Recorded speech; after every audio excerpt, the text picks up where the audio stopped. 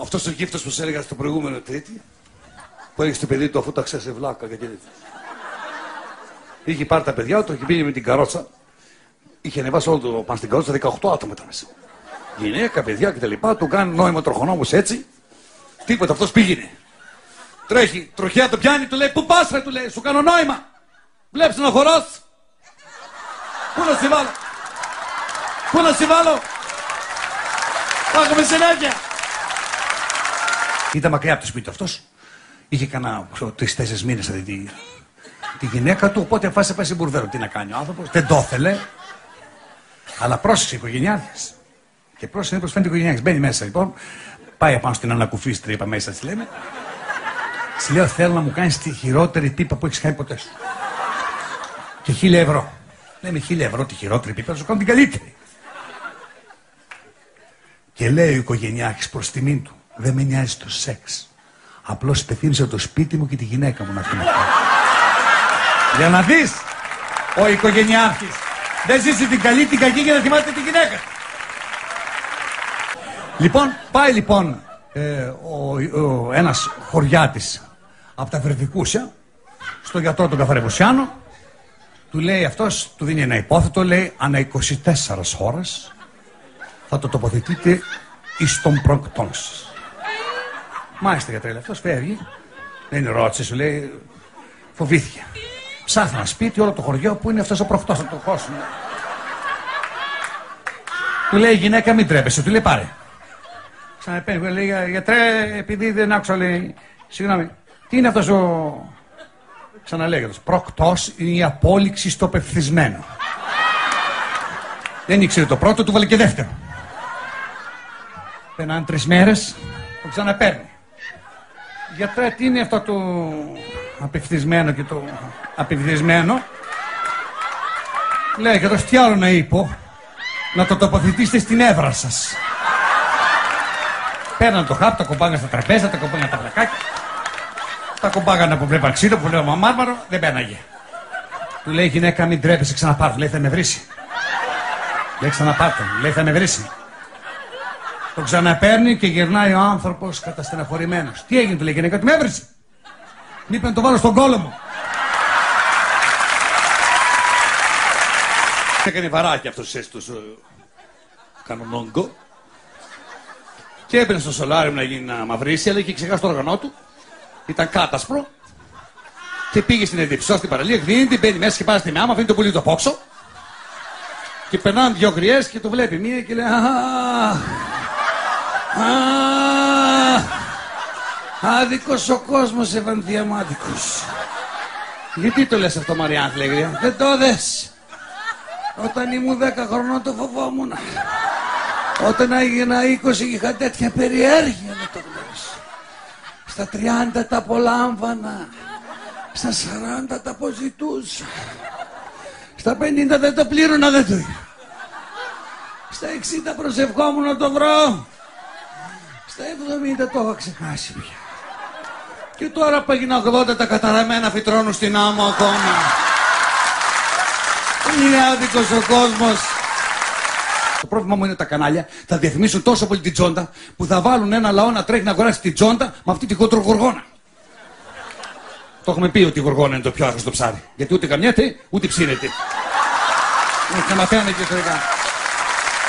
Λοιπόν, και μπήκε λοιπόν αυτή η έρμη γυναίκα να πάει στη Αλεξάνδρου, που μόλις την καπαγκούπα το τρένο, είχε έναν ωραίο άντρα μας στο κουπέ, οι δυο τους τώρα μιλάγανε, λέγαν διάφορα, ξέρεις την κατάσταση, αλλά δεν έγινε τίποτα. Υπήρχε βέβαια ένα ψηλό φλερτ.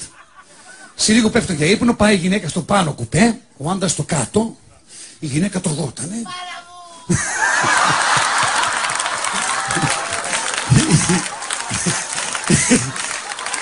Η γυναίκα τρογότανε, λοιπόν ήθελε πώς να φλερτάρει. Κάνει μία έτσι από το κεφάλι από το πάνω κουπέ, από την πάνω κουκέτα η γυναίκα. Λέει: Συγγνώμη που σε ενοχλώ, τάχα μου, αλλά κρυώνω, μπορείς να φέρεις μια κουβέρτα ακόμα? Κάνει ο άντρας έτσι, την κοιτάει λοξά. Της λέω: Έχω μια καλύτερη ιδέα. Μόνο για απόψε θες να προσποιηθούμε ότι είμαστε παντρεμένοι? Η γυναίκα που το περίμενε πως και αυτό λέει: Τάχα μου διστακτικά. Γιατί όχι? Τι έχουμε να χάσουμε? Να στο δοκιμάσουμε, είναι η πρώτη μου φορά. Ας κάνουμε τους παντρεμένους. Τέλεια, λέει ο άντρας. Ας κάνουμε τους παντρεμένους. Τράβα και πάρ' τη μόνη στην κουβέρτα μου, πέρα, εσύ κτήρι. Έχεις τα άλλα από εδώ πέρα. Που ψάχνεις δούλο μες στην άκρα νύχτα. Άιντε και. Συμπέρασμα. Το παιχνίδι του παντρεμένου μην το ξαναπαίξτε. Είτε δυο κολλητοί φίλοι, αναγκάζει κι ένας τώρα με την κρίση να πάει στην Αμερική. Οπότε φεύγοντας, του λέει, του κολλητού του, όσο θα λείπω, του λέει: ρε εσύ, θέλω να προσέξεις τα δύο πιο σημαντικά πράγματα στη ζωή μου, τη μάνα μου και τη γάτα μου. Ο φίλος του ήταν Γιώργος ονόματι, αν παίζει κάποιο. Αν πιστεύω το κάνουν κι άλλοι, αλλά τον μπάφιαζε λοιπόν το θέμα όλοι. Και την άλλη μέρα παίρνει τηλέφωνο και φτάσει στην Αμερική ο άλλος και ήταν έτσι κυρίω ψηλοφιωμένος. Του λέει: έλα, Θανάση, του λέει: πέθανε η γάτα σου. Του λέει: είναι τα καλά σου, του λέει: φίλος, πας τα καλά σου. Αυτό θέλει τρόπο να μου το πεις. Κόψε το τσιγάρο, του λέει: συγκεντρώσου. Και τι να έκανα, του λέει ο Γιώργος. Έπρεπε να πάρει τηλέφωνο την πρώτη μέρα να μου πει: η γάτα σου ανέβηκε στα κεραμίδια να λιαστεί. Να πας μετά από 2 μέρες να μου πεις: ρε Θανάση, εκεί που λιαζόταν η γάτα, έπεσε από τα κεραμίδια και χτύπησε ελαφρά. Να πας μετά από 2 μέρες και να μου πεις: τον είδα λίγο προβληματισμένο το κτηνία του. Να μου χώσεις μέσα την ιδέα. Και την επόμενη μέρα να πας κλαίγοντας και να πεις: ρε φίλε, η γάτα σου δεν άντεξε και πέθανε. Το κατάλαβε. Του λέει: Γιώργο μου, το κατάλαβα. Ο Γιώργος κλείνει το τηλέφωνο, δεν μιλούν για κάποιες μέρες, δεν πέραν 10 μέρες, τον παίρνει ο Γιώργος τηλέφωνο και του λέει: έλα Θανάση, πήρα να σου πω ότι μάλλον ανέβηκε στα κεραμίδια να λιαστεί. Όλα θέλουν έναν τρόπο. Κατέβηκε ο Ιησούς, το ξέρετε. Στη γη, ναι, δεν άντεξε κι αυτός. Έχει τρελαθεί. Πηγαίνει σε ένα μπαρ, ήταν μέσα ένας Γάλλος, ένας Γερμανός και ένας Έλληνας. Και τον κεράσανε σφινάκια. Το Χριστό, άρχισε να πει κι αυτός. Ψιλοζαλίστηκε. Ήταν και δεν είχε πιει και πολύ καιρό. Και όπως ήταν λοιπόν, ακουμπάει το Γάλλο, του λέει: ο Χριστός είσαι, του λέει ο Γάλλος. Λέει: πού το κατάλαβες? Λέει: το πόδι μου πονούσε και μόλις μ' άγγιξε έγινε καλά. Πάει ο Χριστός στον Γερμανό, που τον ακουμπάει στον ώμο και εκείνος του λέει: είμαι σίγουρος και εγώ ότι είσαι ο Χριστός. Λέει: πώς το κατάλαβες? Μόλις λέει: μ' άγγιξες, μου πέρασε το άσθμα. Και πάει να κουμπίσει τον Έλληνα και του λέει ο Έλληνας: μακριά τα χέρια από μένα, τρόμαξα να βγάλω την αναπηρική σύνταξη κανάλωνσε, να κάνετε ένα μαλακία να τη χάσουμε. Ταξιδεύα, λέει, ο Παπανδρέου μαζί με τον Ομπάμα. Ήταν ένα παιδάκι, ο Πάπας, ο Ομπάμα και ο Παπανδρέου, και αρχίζει να πέφτει το αεροπλάνο. Αρπάζει ο πιλότος το αλεξίπτωτο, πηδάει και αφήνει 3 αλεξίπτωτα. Παίρνει ο Ομπάμα ένα, λέει: παιδιά, συγγνώμη, έχω μια Αμερική να κυβερνήσω, και πηδάει έξω. Αρπάζει ο Παπανδρέου το δεύτερο, λέει: παιδιά, συγγνώμη, η Ελλάδα είναι χρεοκοπημένη. Έχω βρει τον Παπαδήμο στο τιμόνι, καταλαβαίνει ότι υπάρχει κίνδυνος. Πρέπει να πηδήξω να σώσω τους Έλληνες. Ανοίγει την πόρτα, πηδάει και ο Γιώργος, και μέσα στο τέλος ο Πάπας με το παιδάκι. Του λέει ο Πάπας: πήδε εσύ μικρά, εμένα θα με σώσει ο Θεός. Και τι το παντάει το παιδί, το έχω αποκλειστικό. Όχι, παππούλη, του λέει: ο Θεός θα μας σώσει και τους δύο, γιατί ο Παπανδρέου πήδηξε με τη σχολική μου τσάντα. Γιατί καμιά φορά και ο άντρας, κυρία μου, έχει τα δίκαια του. Έχει τα δίκαια του. Μπήκε μια γυναίκα, λοιπόν βρήκε τον άντρα της με μια γκόμενα. Απάνω, τι κάνεις εδώ, του λέει. Καλά, αυτή είναι ερώτηση πάντα ίδια. Τι κάνεις εδώ, αφού βλέπεις, δεν βλέπεις τι κάνει. Τις κάνω αυτές τις ερωτήσεις, είναι οι ίδιες πάντα. Και η μανάδε δεν είναι. Πού πας? Θα βγεις έξω, αφού βλέπεις στην πόρτα. Γυρνάει πίσω, ήρθες, δεν με βλέπεις μέσα. Τι με ρωτάς? Είναι αυτές οι ίδιες ερωτήσεις που γίνονται, ξέρω να βλέπεις. Τι κάνεις εδώ? Τι κάνω, να εδώ την έχω πάνω.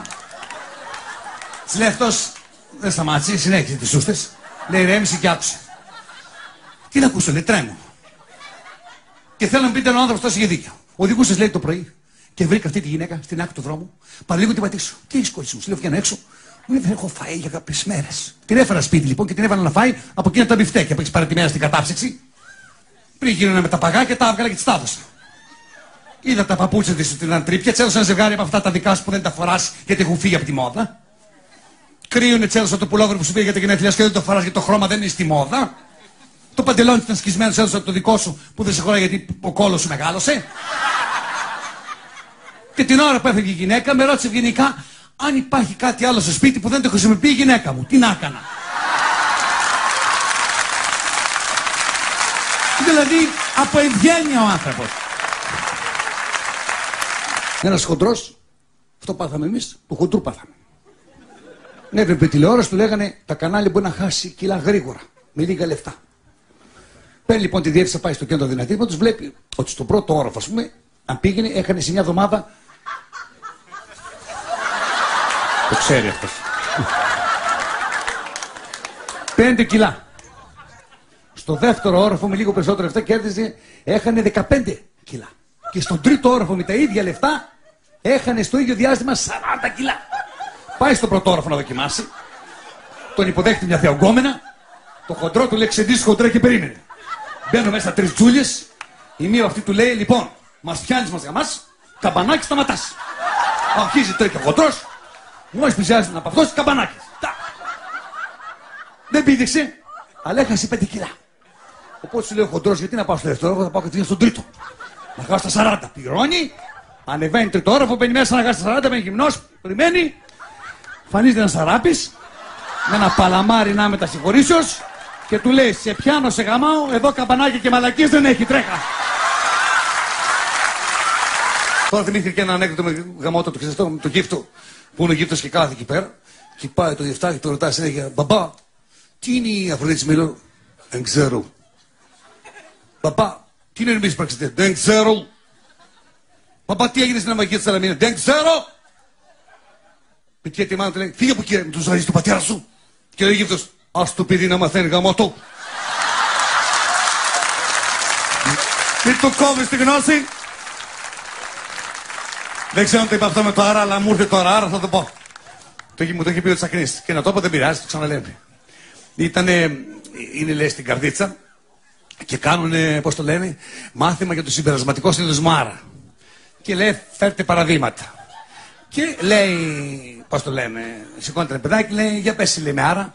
Εμένα, λέει, ο πατέρας μου είναι αστυνομικός. Και σκόφηκε το πρωί και έλειπε η στουλίτ, άρα έχει πάει στο τμήμα. Μπράβο. Για πες εσύ. Εμένα, λέει, το άλλο το κοριτσάκι, με μεξούλες έτσι λίγο.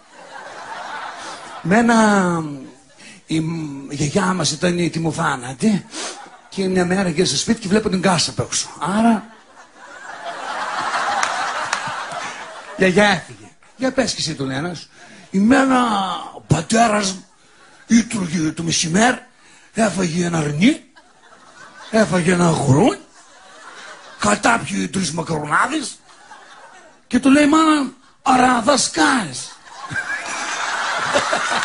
Ο συμπερασματικός συνειδημός, άρα δασκάες. Ένας βαρκάρης ήταν ψιλοκεκέτης αυτός και είχε πάρει 3 φίλους του και πήγαινε και ψαρεύανε. Λοιπόν, οι φίλοι του ήταν αφοσιωμένοι μπήσει τσιπούρα. Καθώς αυτός λοιπόν, αυτός βλέπει ένα καράβι να έρχεται κατά πάνω. Αυτό άγχος αρχίζει να μου λέει: δεν καταλαβαίνω. Και άλλοι βουτάει μέσα στον νερό και λέει: γυρνάνε αυτοί, βλέπουν το καράβι να έρχεται, δεν προλάβανε. Πήρε το καράβι, αλλά το τυπώσαν, σου λέει. Οπότε μετά από κάνα 2 μήνες που ήταν πάει στη βάρκα, αρχίζει και ξαναφανεί το. Αλλά τώρα το ξέραν, πηδάνε και τι θα σου δουν και τελικά ήταν καρκαρίες. Γιατί κάθε φορά που ακούς δεν είναι. Πιάσαν οι ανθρωποφάγοι 3 λευκούς. Έναν Ιρλανδό, έναν Εγγλέζο και έναν Έλληνα, Γιώργο. Εμφανίζεται ο αρχηγός των ανθρωποφάγων, ρωτάει τον Ιρλανδό. Του λέει: τι θέλει εσύ, μπόγκο μπόγκο ή θάνατο? Λέει ο Ιρλανδός: μπόγκο. Οπότε φάνε ο αρχηγός: ατατίβι! Έλα εδώ. Έχει το ατατίβι ένα χωμάρι 3 μέτρα με άλλο τόσο τρεχούμενο. Πώς είναι η πίτσα με το μέτρο? Και του λέει ο αρχηγός, του λέει Ιρλανδέ, λέει μπόγκο μπόγκο ή θάνατο. Μπόγκο λοιπόν. Τον μπαίνει τον Ιρλανδό ο τατίβι. Μπόγκο μπόγκο. Βγαίνει με το μάτι, γκούρλο γκούρλο. Έχει τη σειρά του Εγγλέζου πριν το ρωτήσει, λέει μπόγκο μπόγκο μπόγκο μπόγκο. Μπήκε μέσα κατευθείαν. Την είχε ήδη έτοιμη τη φωλιά του. Βγήκε σχεδόν ευχαριστημένος. Ο Γιώργος Ελληναράς, ξέρεις. Θα τα κομπλεξικά θα μας φάνε. Σου λέει περηφάνεια πάνω απ' όλα, εντάξει. Τα ιερά και τα όσες φιλείς. Οπότε στο ερώτημα μπόγκο μπόγκο ή θάνατο, λέει ο Γιώργος, θάνατο. Οπότε στρέφεται ο αρχηγός στον Αντατίβη και του λέει μπόγκο μπόγκο μέχρι θάνατο. Γι' αυτό εμείς και μπόγκο μπόγκο και θάνατο, κατάλαβε. Που και ένας μεθυσμένος τύφλας σπίτι του, σταματάει ένα περαστικό, του λέει συγγνώμη ρε φίλε, του λέει πόσα καρούμπαλα έχω? 3 του λέει ο άλλος. Ωραία, άλλες 2 κολόνες και φτάνω σπίτι μου.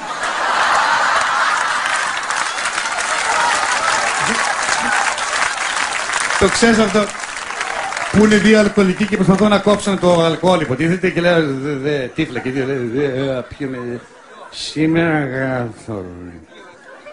Έχει το μπουκάλι, το κρύψε λέει από πίσω. Αν το βρεις θα το πιούμε. Αν δεν το βρεις θα το σπάσω. Σε ποιο χέρι τώρα? Στο δεξί. Συγκεντρώσου.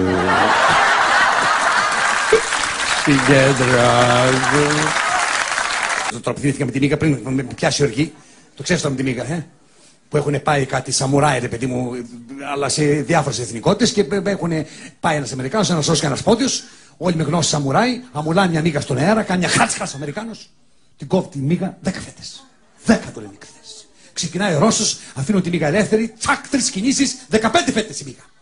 Πετάει το Πόντιος, λέει δεν θέλω Μίκα, θέλω κουνούπι. Αμουλάνε το κουνούπι, κάνει μια έτσι ο Πόντιος, κρακ, συνεχίζει το κουνούπι, πετάει. 0 του λένε. Γιατί φωνάζει ο Πόντιος, το κουνούπι του λέει ακόμα πετάει. Πετάει του λέει. Ρώτα τον γαμάει. Δεν γαμάει. Έτσι είμαστε εμείς. Έτσι είμαστε εμείς. Έτσι είμαστε εμείς. Εμείς είμαστε μάγκες. Γιατρέ του λέει, έχω σοβαρό πρόβλημα. Σας ακούω, λέει γιατρός. Λέει, είμαι παντρεμένος, 10 χρόνια και η γυναίκα μου δεν μου κάθεται. Ας πούμε, θέλω να μπω και από την πίσω πόρτα κάποια στιγμή. Λέει, υπάρχει κάποιο φάρμακο να της δώσω να μου κάτσει? Λέει, αυτός υπάρχει λύση, λέει, αλλά θέλει θυσίες. Λέει, εντάξει, τι θυσίες? Λέει, χρειάζεται ένα φυτό από τα Ιμαλάια, ένα είδος εντόμου από τη ζούγκλα του Αμαζονίου, ένα κολεόπτρο ειδικό, δόντια από καρχαρία του Νοτιού Ειρηνικού, άρωμα από κλανιά φάλαινας αλλά σε μικρό μπουκάλι και σπόρι. Ήρθε το ρεύμα.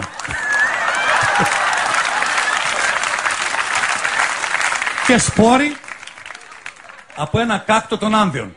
Θα στο φτιάξω, λέει, εγώ το υλικό, φέρε μου τα λεφτά εσύ. Ο άνθρωπος ήθελε πολύ. Σηκώνεται, το είχε καημό, πουλάει 2-3 χωράφια και τα πάει στο γιατρό. Τα λεφτά ήταν για να μπορέσει ο γιατρός να ανακατέψει τα υλικά. Τα υλικά πρέπει να τα βρει ο άνθρωπος, σαν και εμάς. Τρέχει αυτό το έργο στα Ιμαλάια, στον Αμαζόνιο και ειδικά τα κολεόπτρα, τα μαζεύει όλα. Κλανιές από φάλαινες, τις φέρνει. Και του ετοιμάζει ο γιατρός ένα φιαλίδιο τόσο, το πολύτιμο αυτό, και πάει να τρέξει σπίτι, γιατί ξέρει ότι τώρα, καθώς κατέβαινε το ασανσέρ, λέει, δεν μου έδωσε τη δοσολογία. Ανεβαίνει πάνω. Του λέει, γιατρέ, παρντών, ξέχασα, πώς θα το χρησιμοποιήσω το φάρμακο? Του λέει, πολύ απλά. Θα το βάλεις στο κομμωδίνο της γυναίκας σου. Αφού της πεις ότι κοστίζει μια περιουσία, να εκ των νου της. Το βράδυ θα την ξυπνήσει απότομα. Και θα τη ζητήσει να σου δώσει λίγο το φιαλίδιο. Μόλις γυρίσει να το πιάσει, τσακ, στον φόρεσε. Αυτό είναι. Στο ανέκδοτο που μιλάνε τα κορίτσια δίπλα, έχουν πάει να ψωνίσουν κάτι ψάρια και λέει: μία δεν ένα ψάρι, λέει, τόσο μεγάλο, λέει η άλλη δεν ένα ψάρι τόσο αυτό.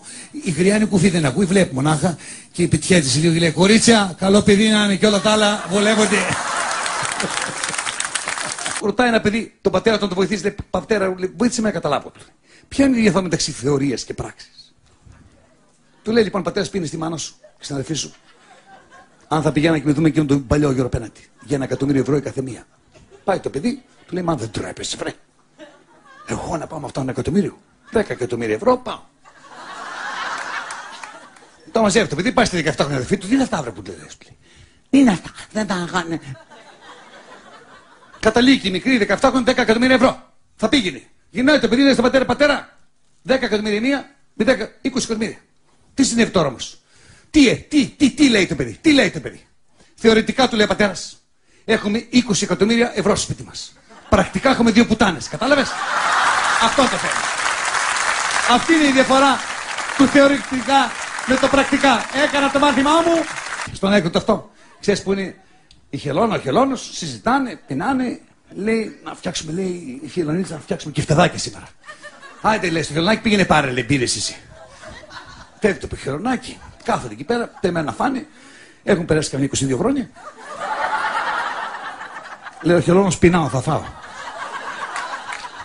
Λέει: μην το κάνεις, άσε περιμένουν το παιδί.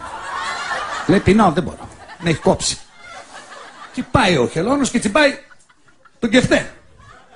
Και μόλις Το κάνει, πετιέται από το σκελονάκι και λέει: Έτσι είστε χωρίς εμένα, τρώτε, δεν πάω για μπύρες.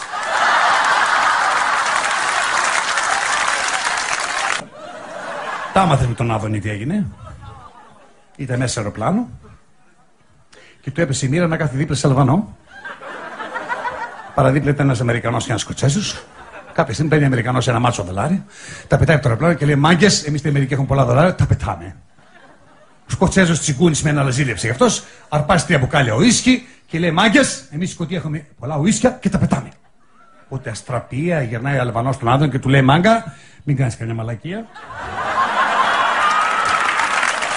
Μπήκε ένας άλλος, λέει στη γυναίκα του: Γυναίκα, το μαγαζί δεν πάει καλά. Θυμήθηκα τον Σπύρο Καλογέρο. Θα βάλω λουκέτο. Θέλω να κυκλοφορώ με καθαρό το κούτουλο. Θα πάρετε ένα περγαμόντο. Θα βάλω λουκέτο. Πρέπει να μάθει να μαγειρεύει, να διώξουμε τη μαγείρισα. Λέει στη γυναίκα του: Πρέπει να μάθει να μαγειρεύει, λέει, να διώξουμε τη μαγείρισα. Να κάνουμε οικονομία.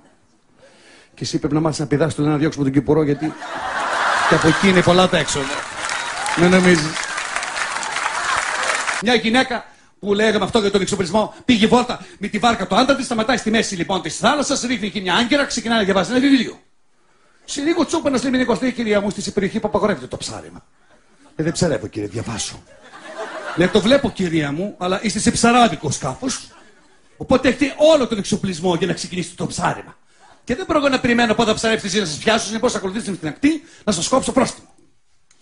Ωραία, του λέει αυτή, λοιπόν, και εγώ θα σε μιλήσω για σεξουαλική παρενόχληση. Λέει: Δεν έκανα τίποτα. Ναι, αλλά όλο τον εξοπλισμό τον έχεις. Πού ξέρω εγώ θα με γαμίσει. Δεν τον έχεις. Συμπέρασμα. Που είναι 3 ροές που είναι η μία και μιλάει στην άλλη που έχουν ξεχάσει και οι 3 εκεί πέρα. Και λέει: Πω κορίτσια, έχω χάσει το μυαλό μου. Λέει: Πάω στο νεκροταφείο και δεν ξέρω ποιο να κλάψω και ξαναφεύγω. Λέει: Άλλη καλέ, τι εκεί μια χαρά. Πάω στο σούπερ μάρκετ και θυμάμαι να πάρω, μπαίνω μέσα, τίποτα. Και λέει η Τρίτη: Δεν έχω και κανένα ξύλο, Παναγία μου. Και λέει η Τρίτη: Πού είναι ένα ξύλο. Και λέει η Τρίτη: Λοιπόν, λέει η Τρίτη: Εγώ κορίτσια, λέει, δόξα είμαι καλά να χτυπήσω ξύλο εμπρός.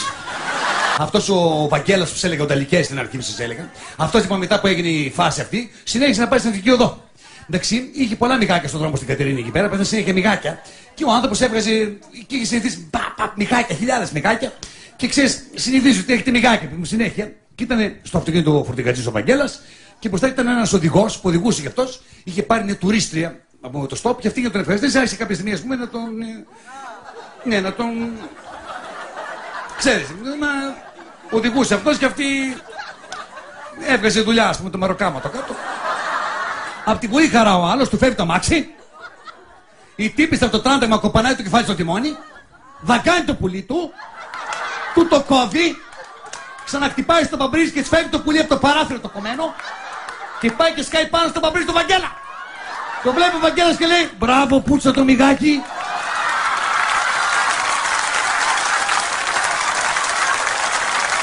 Φταίει και ο λαός, φταίει και το μυρμήγκι. Γιατί μυρμήγκι είναι ο κάθε λαός. Κάθεται το λιντάρι στο δάσος και βλέπει το μυρμήγκι τρέχει. Σαν βολίδα. Πού πάρε, του λέει τρέχοντας. Δεν το άμαθες, του λέει το μυρμήγκι.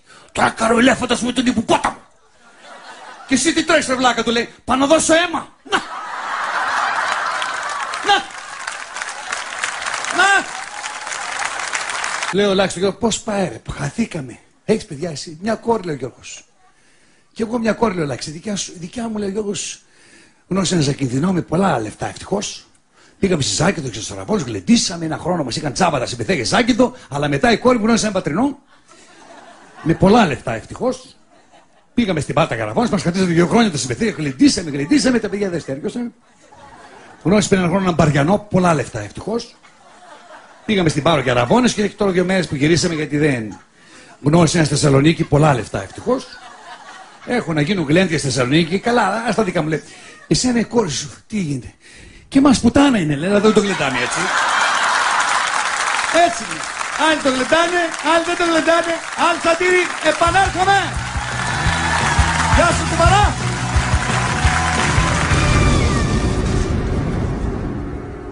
Αν και υπάρχουν γέροι που αγαπάνε, πραγματικά και μπορούν και κάνουν υπομονή. Πήγε ένας 80 χρόνων μόνο και γνωστός θείος μου, σε έναν άλλο φίλο του 85 χρόνων αυτός. Και όλη την ικριά την είχε, αγάπη μου, λουλούδι μου, πιτσονάκι μου, φέρε μου εκείνο, λουλούδι μου, φέρε μου τις παντόφλες, αστέρι μου, φέρε μου τη μασέλα, ρε, εσύ του λέει άλλος.